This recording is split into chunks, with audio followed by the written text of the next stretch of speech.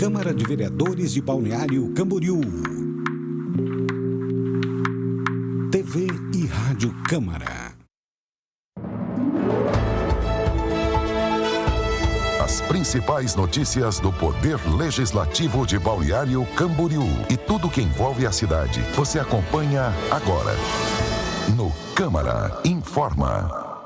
Olá, está no ar o Jornal Câmara Informa, segunda edição dessa terça-feira, 11 de novembro. Boa tarde a você que está em sintonia com a 101,5 FM, Rádio Câmara ABC. Boa tarde, Drica Santos. Boa tarde, Aderbal Machado. Boa tarde a você que sintonizou agora na 101,5 FM ou que se conectou pelas plataformas digitais da Câmara. Por aqui você acompanha tudo o que acontece no Legislativo da cidade. Lembrando que você pode participar das nossas produções enviando a sua sugestão de pauta de assuntos de interesse da comunidade que você queira ver e ouvir aqui no Câmara Informa. É só mandar uma mensagem para o nosso WhatsApp, o telefone está aparecendo na sua tela, para quem nos acompanha pela internet e para quem nos ouve pelo rádio, o número é o 3263-7631 para falar com a nossa produção. A sua sugestão é sempre muito bem-vinda. A seguir, você confere os destaques desta edição. 7 projetos estão na pauta da sessão ordinária que acontece daqui a pouco no Legislativo da cidade. Colégios estaduais de Santa Catarina vão ganhar bunkers para reforçar a segurança contra eventos climáticos extremos. Novembro Roxo chama atenção para os cuidados que podem evitar partos prematuros. A campanha reforça a importância da prevenção e do acompanhamento durante a gestação. E para celebrar a chegada de mais um ano novo em Balneário Camboriú, o teste de fogos está marcado para o dia 12 de dezembro. É utilidade pública, é informação para toda a comunidade que você acompanha a partir de agora no Câmara Informa, segunda edição. E abrimos esta edição com um destaque para uma curiosa dobradinha no calendário. É que neste 11 de novembro, o mundo relembra o dia do armistício, marco do fim da Primeira Guerra Mundial e símbolo da busca pela paz entre as nações, e ao mesmo tempo celebra o Dia dos Solteiros, data que nasceu a partir de uma brincadeira na China e ganhou fama no mundo todo, e que não deixa de ser um lembrete na linguagem figurada de que estar só também é estar em paz consigo mesmo. A seguir, você confere o que é destaque no Legislativo da cidade. Rádio Câmara ABC, a serviço da comunidade. A sessão ordinária que começa daqui a pouco vai contar com 7 projetos na pauta. A primeira proposta é do Poder Executivo e vai estar em discussão e votação únicas por tramitar em regime de urgência. E aprova deliberação do Conselho da Cidade, o Concidade BC, e autoriza a Prefeitura a analisar como projeto especial o empreendimento Colégio Adventista de Balneário Camboriú. Igualmente, do Poder Executivo, o projeto que vai estar em primeira discussão e altera dispositivo de lei municipal que cria um incentivo financeiro adicional aos agentes comunitários de saúde, aos agentes de combate às endemias e aos agentes de atividade de saúde para classificar o referido incentivo como verba indenizatória. Também pauta o projeto das vereadoras Cissa Miller do PDT, Jade Martins do MDB e Elaine Correia do Cidadania, que vai estar em votação. Institui no município o protocolo Não é Não, criado por lei federal como política de enfrentamento à violência contra as mulheres em estabelecimentos noturnos, bares, restaurantes, eventos festivos, esportivos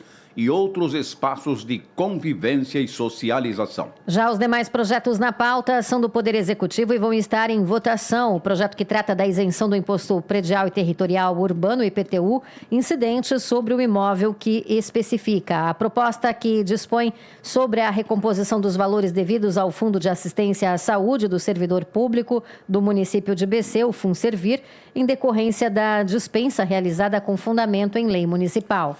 Assim como o projeto que dispõe sobre a inclusão de ações no plano plurianual do município de Balneário Camboriú para o quadriênio 2026-2029, instituído por lei municipal. E o projeto que trata da inclusão de ações e vinculação aos efeitos da lei municipal, que dispõe sobre as diretrizes para a elaboração da lei orçamentária anual para o exercício de 2026. Só lembrando que a sessão começa a partir das 6h30 da tarde e você pode acompanhar a transmissão aqui pela Rádio Câmara ABC e também pelas plataformas digitais legislativas. E neste ano, a Câmara de Vereadores de Balneário Camboriú comemora 60 anos de história. E para celebrar essa data tão especial, vai ser realizada uma sessão solene no dia 17 de novembro, às 7 da noite, aqui no plenário desta Casa de Leis. Durante a cerimônia, 20 personalidades ligadas à história do Legislativo Municipal vão receber a Medalha do Mérito Legislativo, em reconhecimento à contribuição que deram para o desenvolvimento da cidade. Os homenageados foram indicados pelos vereadores conforme o decreto legislativo. A Câmara de Balneário Camboriú foi fundada em 15 de novembro de 1965, com 7 vereadores na primeira legislatura. Hoje, 6 décadas depois, o município vive a sua 15ª legislatura, com 19 vereadores representando a população. E seguimos trazendo agora um resumo dos destaques do gabinete do vereador Guilherme Cardoso. É que com a chegada do verão e a previsão de 2 milhões de visitantes que devem visitar a cidade, o vereador Guilherme Cardoso cobra da prefeitura ações de segurança, mobilidade e limpeza para manter a cidade organizada durante a temporada. Além disso, o parlamentar quer detalhes sobre o convênio entre prefeitura e Celesc para implantar o cabeamento subterrâneo na Avenida Brasil e outras vias estratégicas da cidade. E também a segurança noturna é outro assunto que preocupa o vereador Guilherme Cardoso. Ele pede reforço no policiamento da orla da Praia Central, principal cartão postal de Balneário Camboriú. Todas essas matérias podem ser acessadas na íntegra no site do Legislativo, na aba Matérias dos Gabinetes. Utilidade pública. E agora o assunto é o Réveillon em Balneário Camboriú. Para celebrar a chegada de mais um ano novo, os testes de fogos estão marcados para o dia 12 de dezembro. Quem traz mais informações é a Mari Junks. Eles não podem faltar nas celebrações de fim de ano. E são um espetáculo a mais no Réveillon de qualquer cidade. Em Balneário Camboriú, o município já está se preparando para a festa da virada, com um show pirotécnico que deve durar cerca de 15 minutos. Mas, para garantir o sucesso do evento, a Secretaria de Turismo já agendou o teste de fogos para o dia 12 de dezembro, a partir das 9h30 da noite, no Mole do Pontal Norte. O teste é uma amostra técnica do show que será realizado no dia 31 de dezembro e que promete atrair milhares de moradores e turistas na orla da Praia Central de BC. Só lembrando que a prévia será realizada pela empresa que vai fazer o disparo do conjunto de fogos por meio de software via satélite, o que permite disparo programado e sincronizado. Além disso, vai ser utilizado material importado, o que deve produzir desenhos no céu com efeito tridimensional. Serão utilizadas 8 balsas flutuantes na Praia Central, num total de aproximadamente 9.000 toneladas de material, sendo 16 tipos diferentes de fogos. O teste do show pirotécnico deverá durar cerca de 4 minutos e poderá ser acompanhado pelo público. Uma boa oportunidade para quem quer prestigiar como deverá ser a festa da virada em Balneário Camboriú, num show com espetáculo coreografado, sincronizado e simultâneo. Da Rádio Câmara ABC, Mari Junques. Saúde. Novembro Roxo é um mês dedicado à conscientização sobre a prematuridade, uma campanha que reforça que a maioria dos partos prematuros poderiam ser evitados com cuidados adequados durante a gestação. Mais detalhes agora na reportagem especial de Mari Junks. Morena tem 9 meses e a cada dia está mais sapeca elevada e dando muito trabalho para os pais. Mas até a chegada da bebê, Joana, que é mamãe de primeira viagem, sempre soube da importância de acompanhar toda a gestação para evitar algum problema com ela ou com sua filha. E por isso, durante a gravidez, ela fez rigorosamente o pré-natal. Fui em todas as consultas, fiz todos os exames.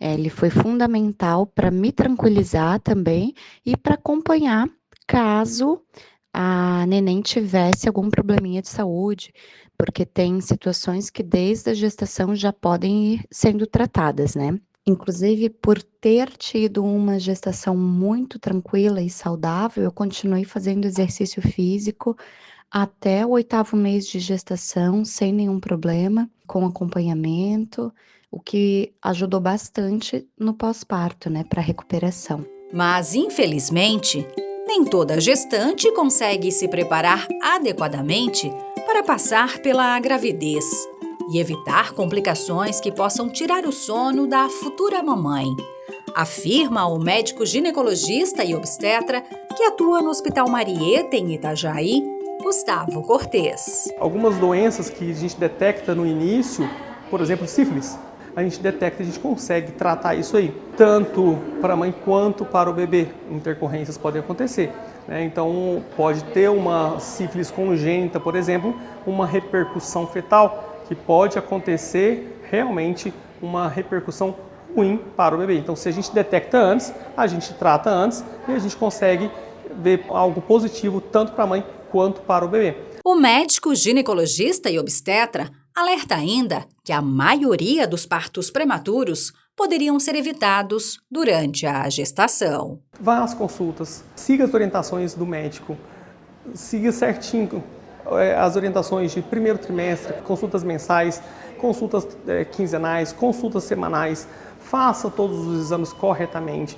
Não é só uma via, não adianta só a gente levar a ciência, a gente levar a sabedoria e o paciente não trazer para nós o que a gente está orientando. Gustavo Cortes também reforça que campanhas como o Novembro Roxo são fundamentais para orientar as gestantes e evitar problemas futuros. Que este novembro seja um mês de alerta a toda a população, a todas as mães, para que faça todo o pré-natal muito correto, que é também uma das formas de prevenção para que isso não aconteça e aconteça realmente a gestação no tempo certo. Ela nasceu super saudável, sem nenhum problema, hoje está com 9 meses, está engatinhando por tudo, fica em pé, já está brincando muito e deu tudo certo assim na gestação. Da Rádio Câmara ABC, Mari Junques.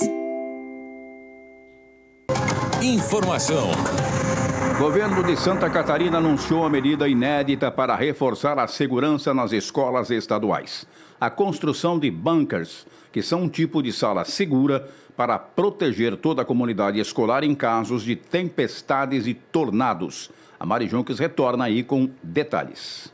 A primeira dessas salas vai ser feita já na reconstrução da Escola Estadual Jacob Maran, no município de Dionísio Cerqueira, que foi praticamente destruída depois da passagem de um tornado no último fim de semana. Segundo o governo catarinense, esses bunkers vão ser construídos com estrutura reforçada, capazes de resistir a ventos muito fortes e chuvas intensas. A ideia é aproveitar as grandes reformas e também incluir esse tipo de espaço nas novas escolas que forem construídas no estado. No último domingo, uma comitiva do governo do estado visitou as cidades de Dionísio Cerqueira e Xanxerê, que ficaram entre as mais atingidas pelos temporais. A Defesa Civil de Santa Catarina já está atuando na entrega de telhas, lonas, material de limpeza, cestas básicas e outros itens para ajudar as famílias afetadas. De acordo com os meteorologistas, essa região do extremo-oeste catarinense é uma das mais vulneráveis a fenômenos como tornados.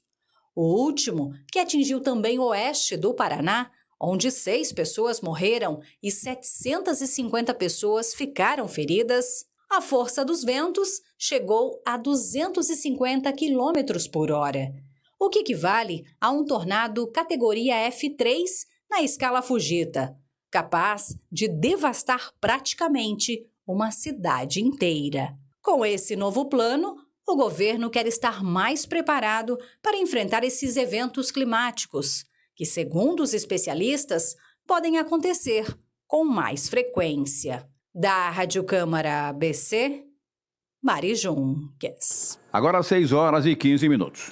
Entrevista. Novembro Azul é o mês de conscientização, como a gente já falou anteriormente, não apenas sobre a saúde do homem, mas também sobre condições que merecem atenção especial, como o diabetes, uma doença que pode afetar seriamente a qualidade de vida se não for acompanhada e tratada corretamente. E a prevenção, o diagnóstico precoce e o cuidado contínuo são fundamentais. Para falar mais sobre este assunto e tirar dúvidas, nós estamos recebendo hoje aqui em estúdio o Dr. João Paulo Canella, que é clínico geral e que atua na rede pública de saúde aqui de BC. Dr. João, seja muito bem-vindo aos microfones da Rádio Câmara BC, pela primeira vez aqui com a gente. Boa tarde. Boa tarde, Drica. Boa tarde, Aderbal. Boa tarde aos ouvintes da Rádio Câmara. É um prazer estar aqui com esse bate-papo, né? Espero aqui não poder dar sermão, né? Porque muitos pacientes têm medo, né, do médico dar sermão. Na realidade, a gente procura dar conselhos, a gente procura dar orientações e transformar vidas e dar mais vidas para os nossos pacientes. Com certeza. Doutor, quais são os sinais iniciais de alerta que podem indicar aí diabetes? Vamos lá, Drica. Assim, a diabetes a gente sabe que é uma doença silenciosa. Esse é um dos problemas, né? Nós temos 16 milhões de diabéticos no Brasil. Essa é a nossa estatística atual. Metade provavelmente não sabe, tá? Então, temos essa estimativa, metade não sabe ainda que é diabético. E isso acontece porque a doença ela é insidiosa, como a gente usa um termo médico, né? É uma doença silenciosa. Então, muitas vezes, o paciente só vai descobrir na hora que ele fizer o rastreio, que fizer o check-up, que fizer os exames, né? Segundo o protocolo da Sociedade Brasileira de Endocrinologia, a gente tem, depois dos 35 anos, né, a recomendação de fazer o exame da glicemia de jejum, a hemoglobina glicada. Mas eu digo que se o paciente tiver algum fator de risco a mais, como obesidade, né, história na família, ele deve fazer mais cedo. Tá? Até crianças mesmo obesas podem fazer mais cedo esse exame, né? Agora, existem alguns pacientes que têm sintomas já, né, logo sem mesmo fazer o exame, que a gente chama dos 5 P's, né? Nós temos a polifagia, né, que é comer demais, a polidipsia, que é fazer, né, urinar bastante, né, a polifagia, a polidipsia, a perda de peso, né, que tem uma perda de peso importante. Nesse caso, a gente tem provavelmente um quadro de diabetes que a gente chama de tipo 1. Tem tipo 1 e tipo 2, né? A tipo 1 acomete mais crianças e adolescentes, ela é autoimune e ela vem de forma mais grave. E a tipo 2 acomete mais o adulto, tem a ver mais com a questão genética. E então essa tipo 1 vem com sintomas e aí esse paciente procura o serviço, a gente diagnostica mais facilmente, tá? E começa a tratar mais rápido. A tipo 2 é mais insidiosa, mais silenciosa, por isso o paciente precisa fazer um check-up, fazer os seus exames de rotina. Quais são as consequências do diabetes? Porque eu tinha um amigo que tinha diabetes e comia demais, bebia tudo, não se cuidava, ficou cego. Muito sério. Essa é uma consequência? É uma consequência.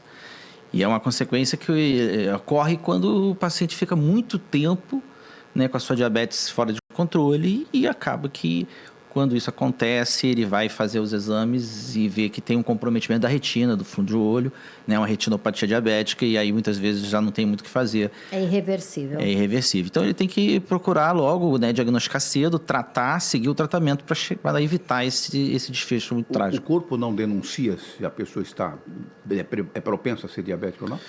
Olha, a gente tem os fatores de risco, né? E a gente tem a questão da história familiar, que conta muito. Eu sempre digo que a gente tem que olhar para os nossos pais, porque os nossos pais tiveram, nós temos mais chance de ter. Então, se tivermos pais com diabetes, a gente já tem que estar de olho nisso, né? E claro, se a gente não tem hábitos saudáveis, né? Se nós já comemos de forma desregulada, né, com bastante carboidrato refinado, bastante açúcar, enfim, bastante besteira, essa nossa fast food, né, que a gente tem por aí, essa junk food, que a gente, né, infelizmente vê ainda como muito prevalente, obviamente que isso gera um maior risco para quem tem genética para resistência insulínica a desenvolver diabetes do tipo 2. Doutor João, que mudanças no estilo de vida o senhor aconselha para ajudar a prevenir o diabetes? Acho que, em primeiro lugar, é o controle do peso, uma questão da alimentação e do controle do peso, né? Eu acho que é fundamental as pessoas terem essa noção de que elas precisam cortar o açúcar refinado. elas precisam...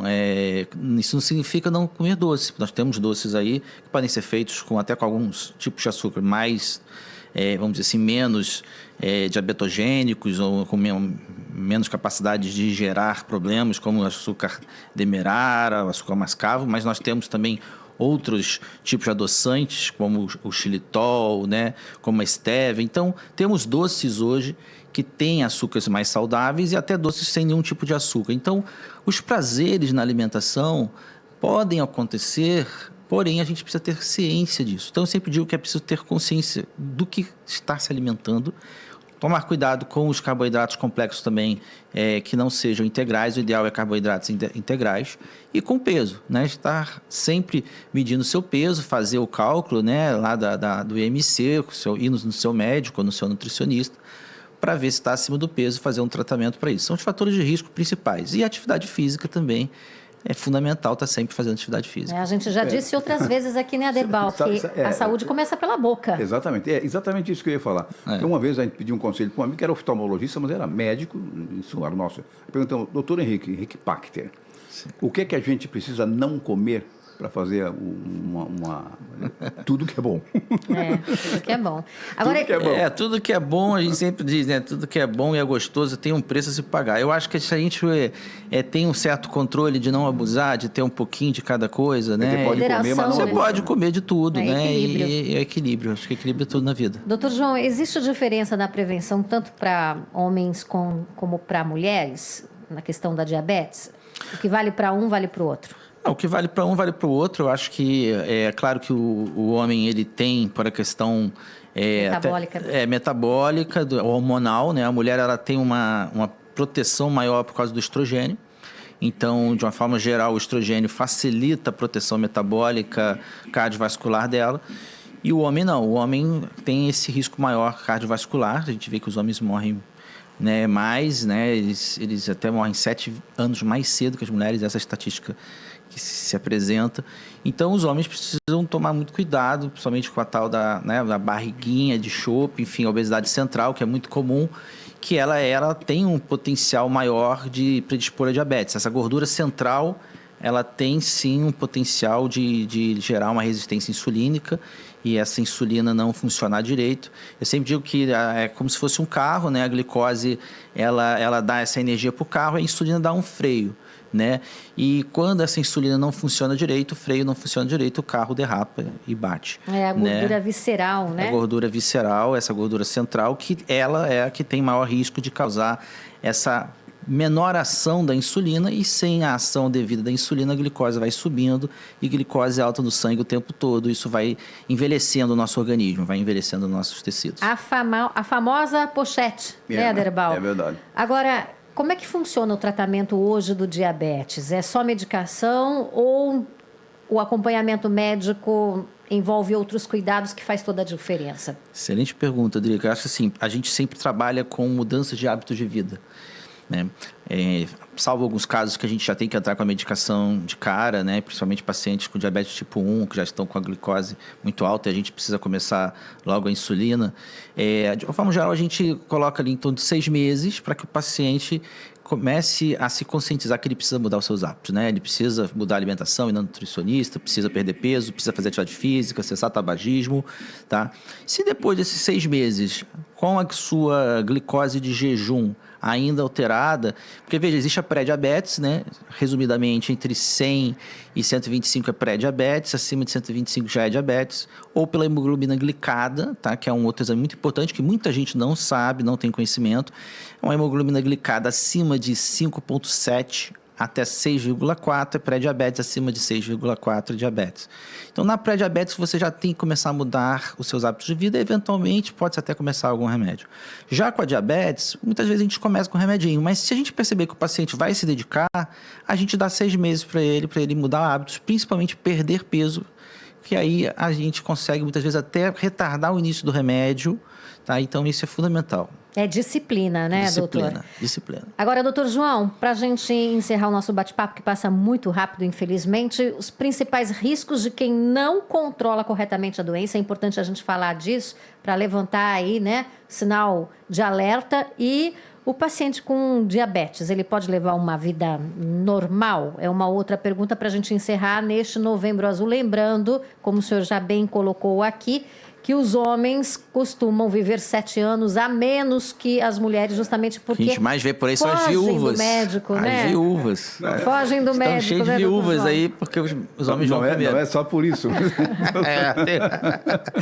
Olha, a questão das complicações, acho que isso assusta muito, por isso que pacientes às vezes nos procuram. Não, mas eu não quero ter o pé diabético, eu não quero, né, ter a cegueira, não quero ter a hemodiálise. Lá na frente, se o paciente não controlar, ele vai acabar parando nisso, numa hemodiálise, numa cegueira, não ter que amputar o pé, né, um infarto. São complicações, mas tudo isso é evitável, né? A gente sabe que se começar a tratar cedo a diabetes é tranquilo, o paciente pode ter uma vida normal. Eu tenho vários pacientes meus que estão tendo uma vida absolutamente normal, usando seu remedinho, e não vão ter complicações em nenhum momento da vida. Então, não tenha medo de procurar o seu médico, fazer os exames, fazer o check-up, começar o remedinho, porque eu tenho certeza que você vai viver muito e sem esse bicho papão que às vezes tem de, eu tenho diabetes, né? Dá aquele susto, claro, normal, mas eu procuro mostrar que seguindo pequenas regras, com equilíbrio, a gente consegue dar uma qualidade de vida excepcional para o nosso paciente. Até porque não é o diabetes que mata, né? São as consequências que a doença gera em todo o organismo, a bagunça que ela faz em todo o organismo. Muito obrigada pela sua participação hoje ao vivo aqui com a gente, compartilhando informação, compartilhando utilidade pública e falando de saúde. Eu que agradeço demais esse espaço de utilidade pública. Eu, como médico do SUS há mais de 20 anos, eu vejo o quão importante é essa educação em saúde, o quanto vocês, né, da imprensa e aqui do Legislativo abrem esse espaço, e eu sei que o povo está ouvindo a gente, está prestando atenção, e isso pode estar salvando vidas nesse momento. Então, parabéns ao trabalho de vocês. Obrigada, doutor. Cultura. Festival Tainha Dourada encerra com premiações e anúncio do tema na próxima edição. Confira com Luiz Antônio Tecal.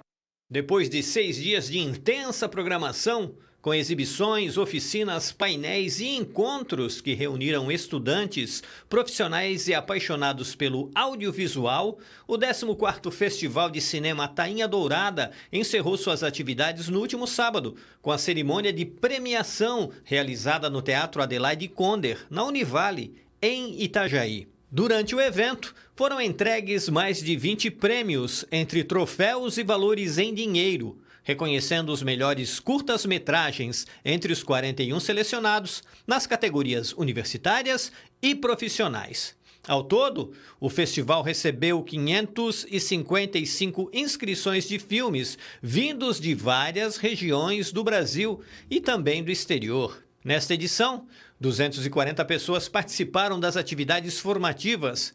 Cerca de 1.200 acompanharam as sessões de exibição e o festival alcançou mais de 530 mil visualizações orgânicas nas redes sociais.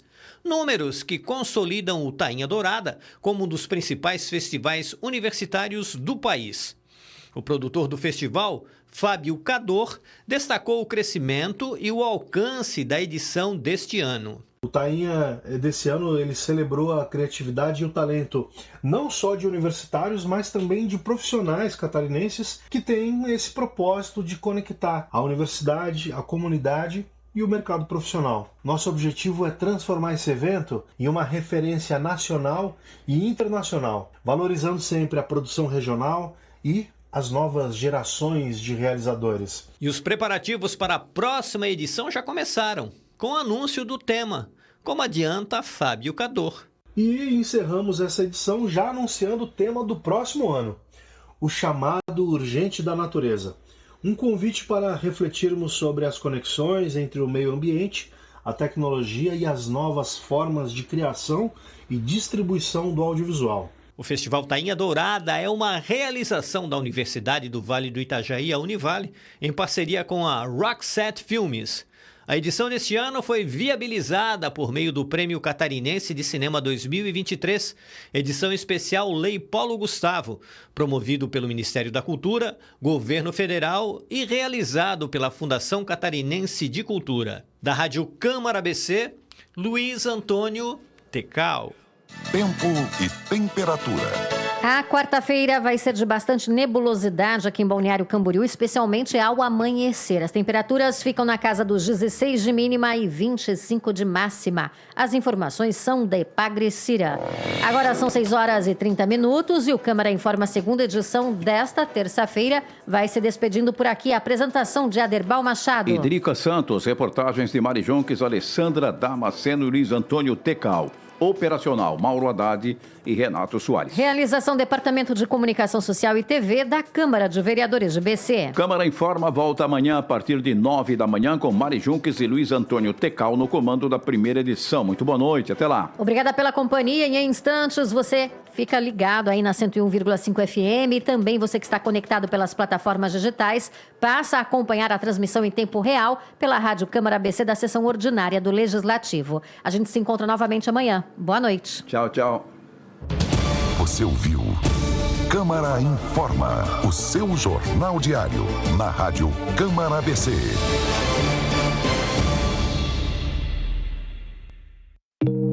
Câmara de Vereadores de Balneário Camboriú. TV e Rádio Câmara.